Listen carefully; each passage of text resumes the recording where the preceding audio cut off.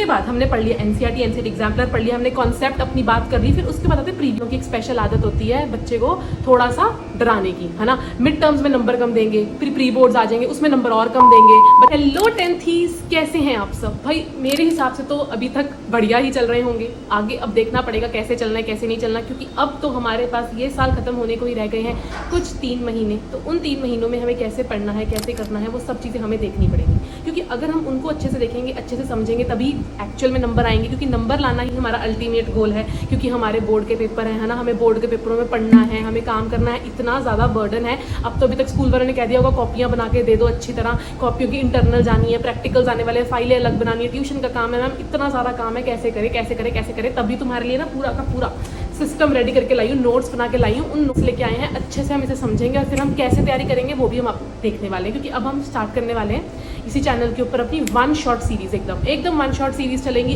एकदम तुम्हारी तैयारी करा दी जाएगी। यार क्या तुम घबरा रहे हो? हम यहाँ पे किस लिए बैठे हैं, है ना। भी इसीलिए तो बैठे ना, तुम्हारी हेल्प करने के लिए।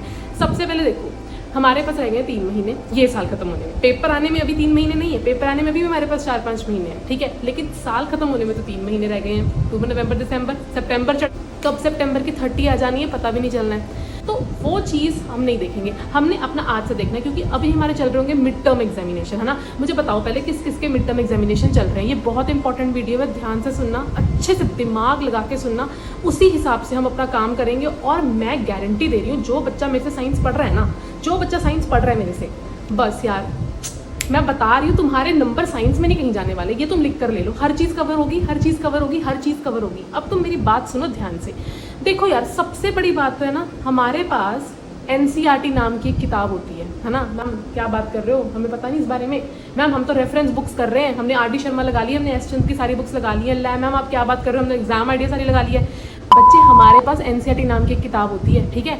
उस एनसीईआरटी को पढ़ो ना पढ़ो कोई दिक्कत नहीं, लेकिन उसके क्वेश्चन आंसर, उसके अंदर क्या क्या टॉपिक्स गिवन है, उसको डिटेल में पढ़ने के लिए चाहे 10 बुक्स रख लो, लेकिन एनसीईआरटी का एक एक टॉपिक तुम्हारा थरो होना चाहिए कि हाँ ये टॉपिक चाहे मैंने डीपली पढ़ लिया, अच्छे से पढ़ लिया, दूसरी बुक से पढ़ लिया, लेकिन मैंने वो टॉपिक कवर करा है। तो हर एक टॉपिक तुम्हारा कवर्ड होना चाहिए जो तुम्हारी एनसीईआरटी बुक के अंदर है।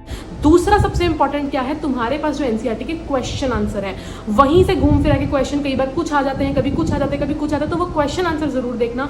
और सबसे बड़ा एक बात बताऊं, रामबाण इलाज, बिल्कुल एकदम एनसीईआरटी एग्जाम्पलर को तो आंखें बंद करके हमने सॉल्व करना ही करना है, आंखें खोल के करना है, लेकिन विश्वास आंखें बंद करके करना है इस बात पे कि एनसीईआरटी एग्जाम्पलर खत्म होनी ही चाहिए। एनसीईआरटी एग्जाम्पलर भाई, उसके बिना तो क्रक्स कुछ हो ही नहीं सकता। एनसीईआरटी एग्जाम्पलर तो करनी ही करनी है, हर सब्जेक्ट की करनी है।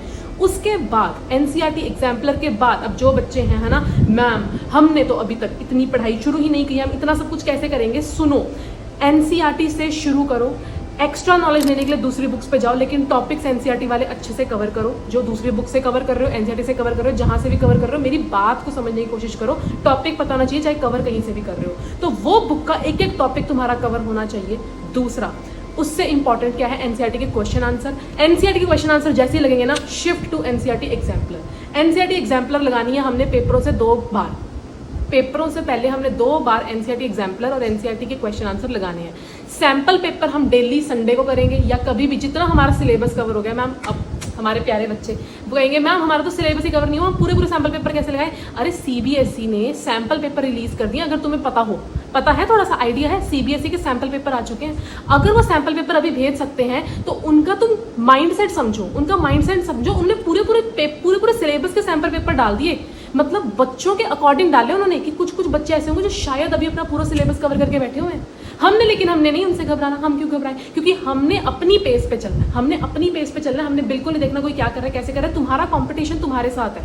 अगर तुम आलस कर रहे हो, तुम नहीं पढ़ रहे हो, वो फिर तुम्हारी गलती है, वो तुम्हें नहीं करनी है, वो चीज़ नहीं करनी है, ठीक है ना। तुम्हें अपने साथ कंपटीशन रखना है, अपने साथ हेल्दी कंपटीशन रखना है, टाइम को वेस्ट नहीं करना बिल्कुल भी।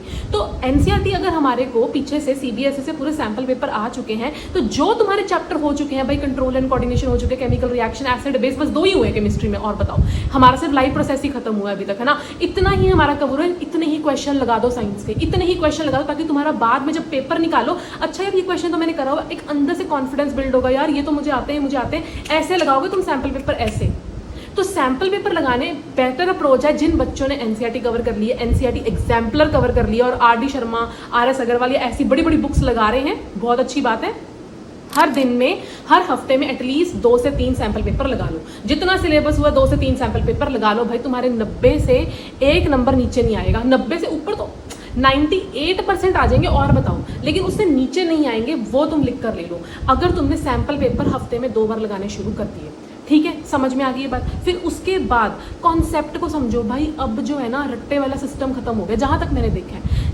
लोग अब हमारे जो सीबीएसई वाले हैं ना, वो समझदार है। उन्होंने क्या करा है कि उन्होंने कंसेप्ट बेस्ड पेपर बनाना शुरू कर दिया है। उनको है कि बच्चे का कितना कंसेप्ट क्लियर है, बट ये नहीं कि थ्योरेटिकल वो नहीं डालते हैं, क्योंकि पास तो सबको करना है ना, पास तो सब नहीं होना है। तो थ्योरेटिकल पोर्शन भी आता है, लेकिन जो बच्चा चाहता है कि भाई मैं अच्छा कर जाऊँ, मैं टॉप मार जाऊँ, उस बच्चे को मैं बार बार कह रही हूँ कॉन्सेप्ट अपना रेडी रख ले, कॉन्सेप्ट अपना स्ट्रॉन्ग रख ले। क्योंकि भाई अगर तुम अपना कॉन्सेप्ट अच्छे से स्ट्रॉन्ग रख लोगे ना, उससे बस पता है क्या होगा, मैं बताती हूँ क्या होगा। जिस बच्चे ने आगे साइंस लेनी है ना, मैम हमने तो साइंस नहीं लेनी, कोई बात नहीं, कॉमर्स तो लोगे, ह्यूमैनिटीज तो लोगे, कहीं ना कहीं तो वो तुम्हारी चीज़ कभी ना कभी कॉलेज के पेपर के लिए बैठोगे, जब तुम 11th-12th पास करके कॉलेज वगैरह के लिए पेपर में बैठोगे, कॉम्पिटिटिव एग्जाम्स में बैठोगे, बेसिक साइंस, जनरल साइंस कहीं ना कहीं तो तुम्हारे काम आएगी, कहीं ना कहीं जनरल मैथ्स तो काम आएगी। तो क्यों ना उसको अगर हम अभी से कॉन्सेप्ट समझ ले, वहां पे हमारा टाइम बच जाएगा। बल्कि आज हमारे पास वो चीज़ का टाइम है। अगर आज हमने कॉन्सेप्ट समझ लिया, 10th में तो हमारी नैया पार हो ही जाएगी और आगे भी हमारे को वो चीज़ हेल्प कर जाएगी। तो वो चीज़ तुम ध्यान रखना, कॉन्सेप्ट बिल्डिंग पे काम करो। अब ये कैसे करें मैम, हमारे को तो हमेशा रट्टेबाज में सिखाया मैं, ऐसा नहीं है। मैं तुम्हें कह रही हूँ, मेरे को जल्दी से कुछ नहीं करना, मेरे को चैप्टर के नाम कमेंट सेक्शन में डाल देना। उन चैप्टर्स का 1 शॉट हम स्टार्ट कर देंगे कल से। ठीक है, हमने 1 शॉट अपना स्टार्ट कर देना है। फिर उसके बाद तुम्हारे पास कॉन्सेप्ट समझने के लिए इतने सारे यार यूट्यूब चैनल हैं, ऑनलाइन कितने सारा सब कुछ है। इतना हम टाइम पास कई बार कर जाते हैं, तुम वही नोट्स लगा लो, वही कुछ सुन लो। ठीक है, कॉन्सेप्ट समझने पे फोकस करो। ठीक है, हम रट्टा मार सकते हैं, हम एक्सक्रीटरी सिस्टम का रट्टा मार लो, हम डाइजेस्टिव सिस्टम का रट्टा मार लो, लेकिन अगर वही चीज़ समझ के करेंगे, पेपर में भी नहीं भूलेंगे, क्वेश्चन घुमा के भी आएगा तो भी आंसर याद आ जाएगा। ठीक है ना। हाँ, ऑब्वियसली केमिस्ट्री में देयर आर सर्टेन इक्वेशंस, वो हमें देखनी पड़ेगी, वो हमें याद करनी पड़ेगी, लेकिन उन इक्वेशंस को याद करने का भी एक सीक्वेंस होता है, एक वे होता है। ऐसे नहीं कुछ भी चलो मैग्नीशियम ऑक्साइड रिएक्शन है, मैग्नीशियम ऑक्साइड बन गया, ऐसा नहीं। कुछ ना कुछ इसका भी होता है, कुछ ना कुछ ट्रिक्स होती हैं, बताएंगे, सब बताएंगे। ठंड रखो, शांति रखो। ठीक, फिर उसके बाद हमने पढ़ लिया एनसीईआरटी एग्जाम्पलर पढ़ लिया, हमने कॉन्सेप्ट अपनी बात कर ली। फिर उसके बाद आते हैं प्रीवियस ईयर क्वेश्चन। भाई सैम्पल पेपर आ गए सीबीएसई के, वो तो हमने करनी है। और मैंने तुम्हें क्या कह दिया, प्रीवियस ईयर क्वेश्चन लगाना है। ये उन बच्चों के लिए है जिनको ऐसा लगता है हमारा अभी तक काफ़ी जितना हमने पढ़ा है उसमें हम मास्टर हो चुके हैं, हमारे को अब बस एक्स्ट्रा पढ़ना है, उससे हमें एक्स्ट्रा क्वेश्चन प्रैक्टिस करनी है, क्योंकि पेपर में तो आएंगे क्वेश्चन। वो बच्चे ये काम कर सकते हैं कि प्रीवियस ईयर क्वेश्चन लगा ले। पर जो बच्चे ऐसा लग रहा है कि अभी थोड़ा सा हम इतना कॉन्फिडेंट अभी नहीं हुए हैं, एनसीईआरटी एग्जाम्पलर, सीबीएसई के सैंपल पेपर जरूर देख लेना, उन दोनों को लगाने के बाद। ठीक है, फिर उसके बाद अब तुम्हारे मिड टर्म्स है ना, मिड टर्म्स मेरे को बताना किस किस बच्चे के हो गए हैं और किस किस बच्चे के भी रहते हैं। मिड टर्म्स जो है यार, एक तो ना हमारे स्कूल वालों की एक स्पेशल आदत होती है बच्चे को थोड़ा सा डराने की, है ना। मिड टर्म्स में नंबर कम देंगे, फिर प्री बोर्ड्स आ जाएंगे, उसमें नंबर और कम देंगे। बच्चे को ऐसा लगता है कि भाई मैं तो पूरा साल पूरी रात बैठ के पढ़ता ही रह गया, नंबर तो मेरे आए ना, पता नहीं बोर्ड्स में आएंगे कि नहीं। ये थोड़ा बहुत डराता हर कोई है, घबराना तुमने है नहीं। अपने ऊपर विश्वास रखने वाली बात है कि भाई तुमने जो पढ़ा है क्या तुम वो सही लिख कर आ रहे हो। बस तुम्हारे जो जहाँ तुम ट्यूशन जा रहे हो, कोचिंग जहाँ भी जा रहे हो, वहाँ पे नंबर सेट बैठ रहे हैं। बस अपने ऊपर विश्वास रखो, अपने कंटेंट पे विश्वास रखो। और मैं तो हमेशा कहती हूँ सॉल्व्ड पेपर पहले करने शुरू करने चाहिए, पहले कभी भी अनसॉल्व्ड पेपर नहीं करना चाहिए।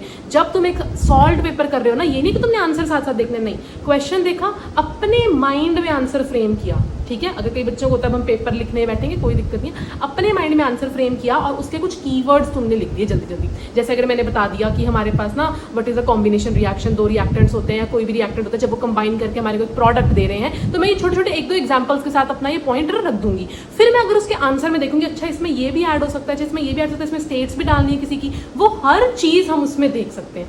ठीक है ना, तो सबसे पहले सॉल्व पेपर पे जाना चाहिए। मेरी अप्रोच तो यही रहेगी आप लोगों के लिए।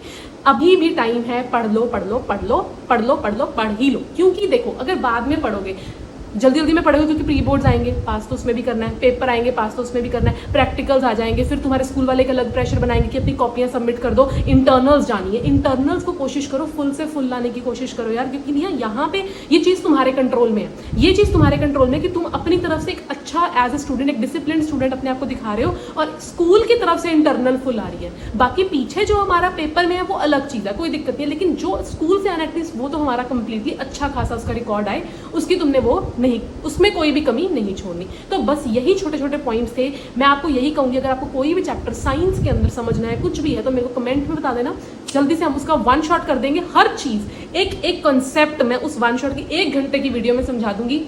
तुम्हें फील नहीं होगा यार मैम सच में सब कुछ हो गया, सब कुछ होगा, सब कुछ होगा। कैसे होगा बताएंगे, कैसे होगा। एक लेक्चर देख लेना, मजा आ जाएगा। मिलेंगे अगली वीडियो में।